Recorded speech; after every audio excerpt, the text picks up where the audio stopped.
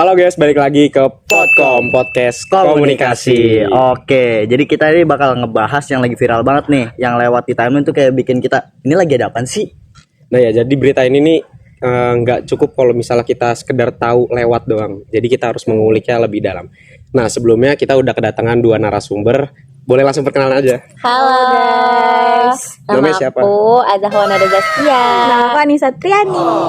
Hai. Oke, langsung masuk aja. Kira-kira dari kasus ini nih, kan saya baru denger kasus ini cuman kayak sepintas atau selewat doang ya.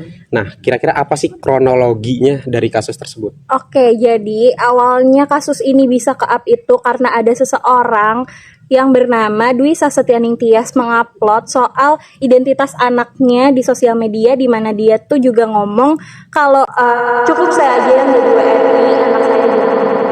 Ya, terus yang mungkin bikin publik tuh notice tentang ini karena dia tuh ternyata ada alumni dari LPDP yang otomatis dia tuh punya status sosial yang bikin publik tuh punya ekspektasi yang tinggi kepada dia gitu. Ibaratnya dia udah punya titel ya, makanya ketika dia berbuat salah sedikit pun ya publik langsung Gampang ngegoreng ya. Iya benar, makanya di sini pernah ada yang bilang kayak dalam struktur sosial itu status bukan cuma label, tapi juga tanggung jawab sosial. Tuh. Nah, menurut kalian kira-kira inti dari masalahnya tuh apa ya?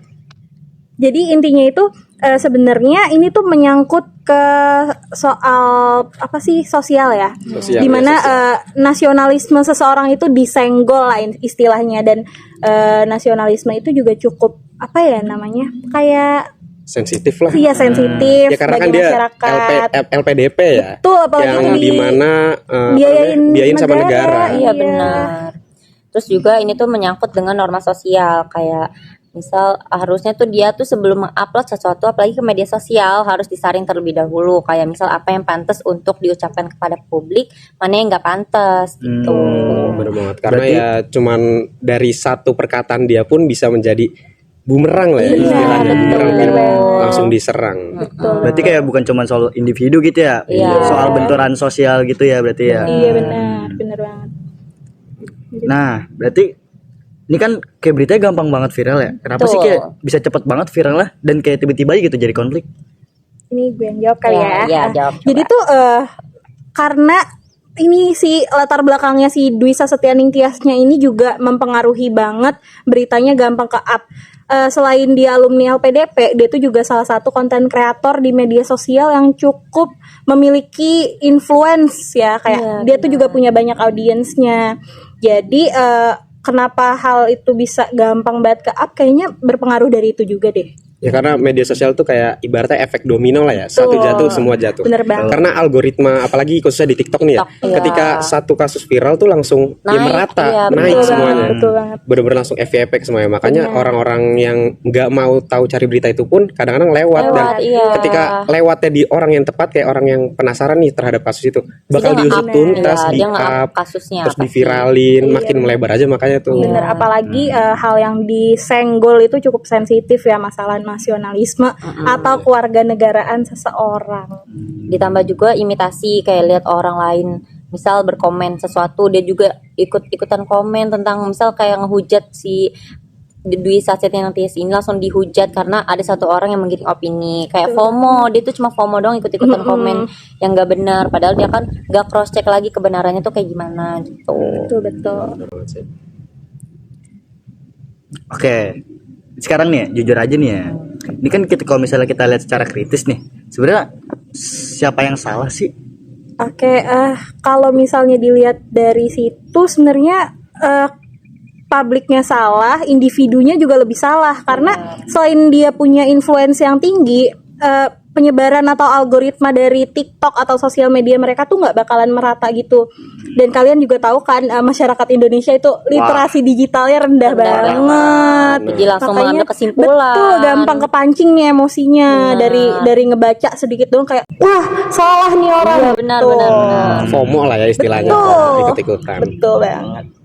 Jadi kayak lebih cepat buat menghakimi daripada memahami gitu. Karena kalau dilihat dia tuh ngeliatnya dari sebelah mata doang, kayak langsung ih salah deh kayaknya ini gitu. Jadi langsung ngehujat aja. Bener. Apalagi tuh sensitif dan relate gitu bagi kebanyakan orang. Berarti bisa dibilang juga ya dua-duanya tuh belum dewasa ya. Iya. Padahal yang influencer ini atau orang yang bersangkutan bisa dibilang dia udah punya pendidikan. Harusnya dia lebih ngerti lah gimana cara gunain sosial media dengan baik. Apalagi ditambah sosial media zaman sekarang udah di era digital ya. Iya, benar. Ada yang namanya, aduh ini burung. Ya kan di era digital.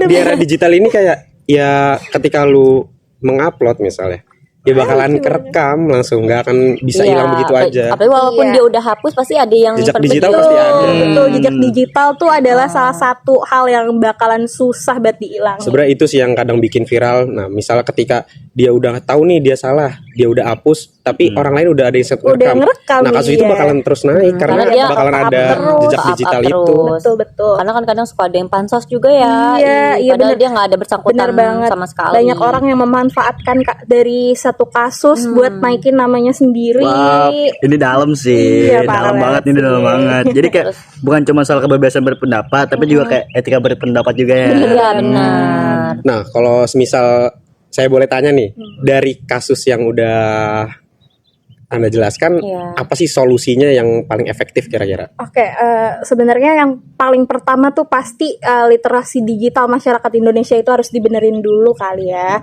Karena kan orang-orang tuh banyak banget yang ngikutin kasus dari potongan-potongan video aja, Ya. bahkan yang kayak cuman 30 detik terus langsung bisa nyimpulin, oh orang ini salah banget nih, orang ini jahat gitu loh. Jadi kayak literasi digitalnya itu kurang, terus terlalu gampang kepancing nih emosinya orang itu. Makanya kayak itu sih salah satu solusi yang menurut saya tuh lumayan ini ya, relevan gitu. Ya, jadi masyarakat juga harus ngontrol dirinya, apalagi di bermain media sosial kan. Kayak jangan gampang karena sugesti, terus jangan FOMO buat ikut-ikutan sesuatu. Padahal dia tuh Betul banget. yang mungkin penting ya, mungkin kalau misalnya dia mau benar-benar ngikutin. Cuman kan kalau misalnya ada yang ini kayak gini nih, aku mau ikut-ikutan dah, itu tuh nggak boleh guys. Jangan FOMO. Terus juga si pemilik kontennya juga harus tanggung jawab bermain media sosial. Kayak harusnya tuh dia bertanggung jawab lah atas apa yang dia ucapkan di media sosial Iya, gitu. betul Oke, banget. berarti kalau misalnya saya kaitin dalam game, kita berarti gitu kayak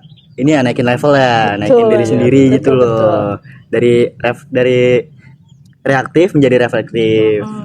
Nah, berarti dari kasus ini tuh bisa saya simpulkan di mana kita nggak bisa nyalahin cuman di satu sisi doang. Betul, Karena benar. iya emang dia salah. Dia walaupun bebas beropini, tapi kita juga harus bisa menempatkan opini kita itu di tempat yang benar. Jangan kayak itu namanya ya bisa dibilang blunder lah ya, Iya, salah benar, tempat. benar. Apalagi dalam bersosial media juga kita tuh harus memperhatikan Bijak-bijak, etikanya iya, juga bijak-bijak. ya. Iya, Ketika jadi kayak berkomunikasinya juga harus diperhatiin. bener banget. Biar Karena nggak zaman sekarang juga kan kayak kita kesalahan dalam sosial media bisa aja dikaitkan dengan kerana hukum ya. iya benar, biar nggak intinya biar nggak kesandung sendiri lah gitu Karena sama kan kalau omongannya.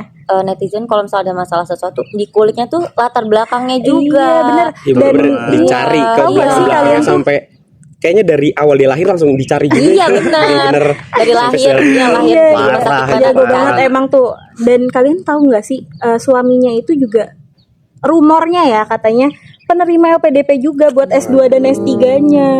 Makanya makin dikecam ya. mungkin Iya, sama karena netizen. ya mungkin masyarakat menganggap kayak ih dia udah banyak banget loh makan uang negara, negara, dibiayain iya. negara tapi malah kayak gitu sama negaranya sendiri. Yang harusnya dia udah dikasih uang dari negara ibaratnya ya, dia harus kayak mengabdi lah atau Betul. kasih feedback ke Iya, negara sendiri, tapi berdampak, malah betul. bikin opini yang di luar nalar gitu. Apalagi masyarakat tuh marah mungkin karena ya itu kan juga LPDP ini kan dari uang masyarakat, Iya, pajak masyarakatnya kan.